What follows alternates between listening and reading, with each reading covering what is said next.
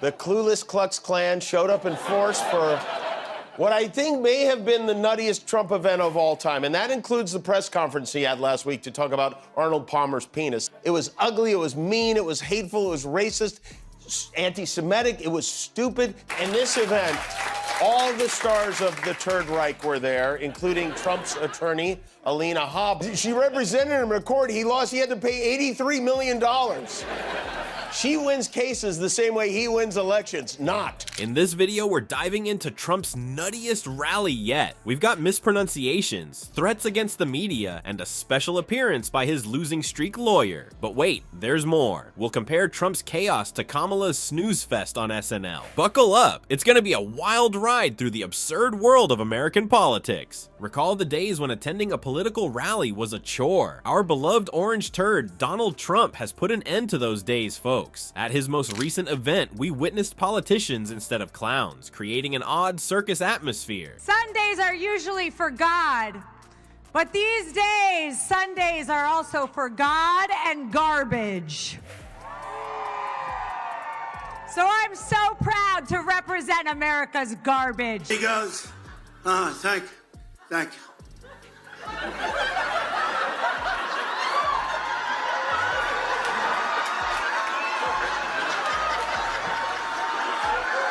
I'm a human being, right? I come in, and here's the problem. I said, oh man, it's too low. I said, it's too low.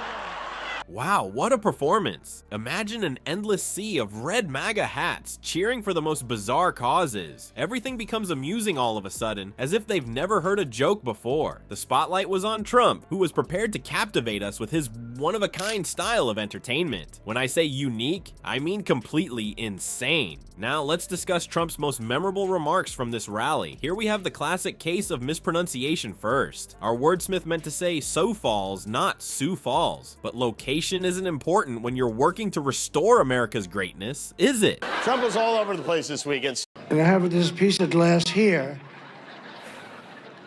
but all we have really over here is the fake news, right? So Sioux City, let me ask you, how many people come from Sioux City? Perfect save, flawless. Nobody even noticed. It was incredible. To get me, somebody would have to shoot through the fake news, and I don't mind that so much, 'cause I don't mind. Nobody in the audience paid attention. They were likely preoccupied with the task of determining the correct spelling of Sioux nonetheless. Keep your patience, things will improve. To reach Trump, one would have to penetrate not just his bulletproof glass, but through fake news, as Trump chose to demonstrate his tough guy credentials. Wow, Donnie, does that mean business or is it just a terrible dad joke? This is as scary as a wet noodle in any case. At addition, Alina Hobbs, Trump's attorney, is a featured performer at this show. At her introduction, she was described as America's garbage. It suits the anarchy of this protest. I don't know if that's a criticism of her or praise for trash. However, the true dessert topping for this ridiculous Sunday, mixed with Trump's self-praise, he took aim at the media. Senator, are you okay with that aspect of the messaging in these final days? Well, I just think it's interesting that the focus, you guys, every day you try to create some sort of faux outrage. Actually, what do you think? I will tell you what Scott Jennings, really? a longtime, wait 1 second, Senator. Scott Jennings, a longtime Republican, was just sitting right next to me, and he says he is not happy with, he does not want to hear that rhetoric. And so every day we find something, you guys try to blow up into something that, quite frankly, no one takes literally.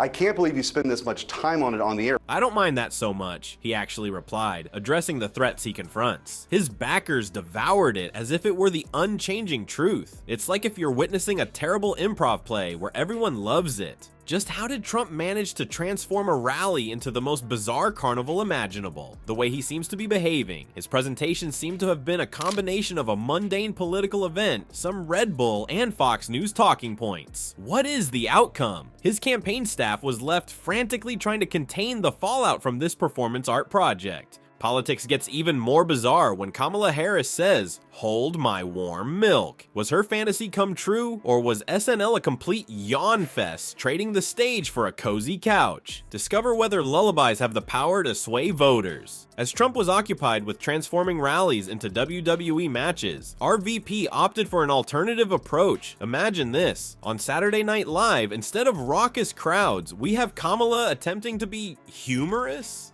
It's as if she considered Trump's circus, but ultimately decided to go with a G-rated comedy atmosphere.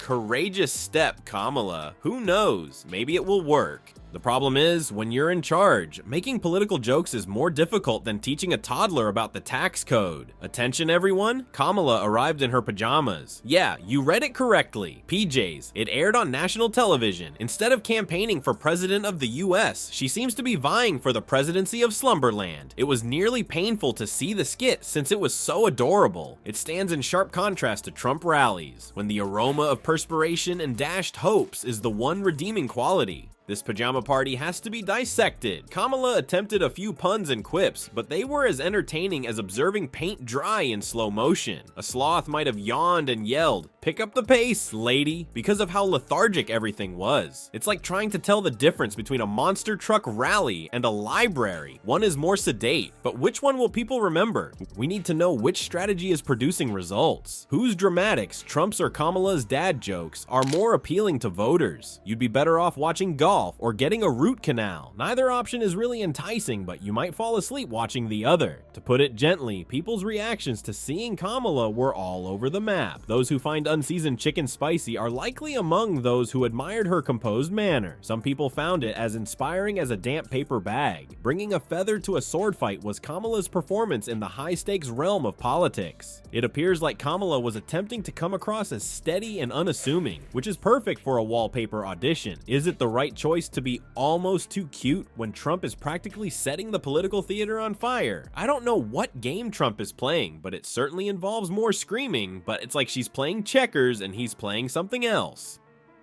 After seeing the other side of this political coin, heads, you go crazy. Tails, you pass out. Let's dissect its implications for the election. Voters, will they choose the candidate who causes mayhem or the one who snoozes? Become a pillow or some popcorn ready, because this race is going to become intriguing. Or at least amusing. Thus, we find ourselves in this situation. Trump is attempting to put up a show, while Kamala is attempting to put us to sleep. That's politics for you. It's like picking between a root canal and watching paint dry. Neither seems good. Who, however, is genuinely discussing the important things while these two are occupied with being clowns and pajama models? The dull stuff, including healthcare, the economy, and global warming. They're practically banking on the fact that we'll be too engrossed in the spectacle to see the obvious problem. No, I am not referring to the Republican Party. Trump and Harris are now equal in the polls with 49% each. America seems to be indecisive, unable to choose between a bedtime story and a reality TV show. Regardless, we can all agree that American politics is like a never-ending gift. It keeps on giving even when we ask it to stop. With this trend continuing, the 2024 election could be decided by the ability to create the most entertaining meme.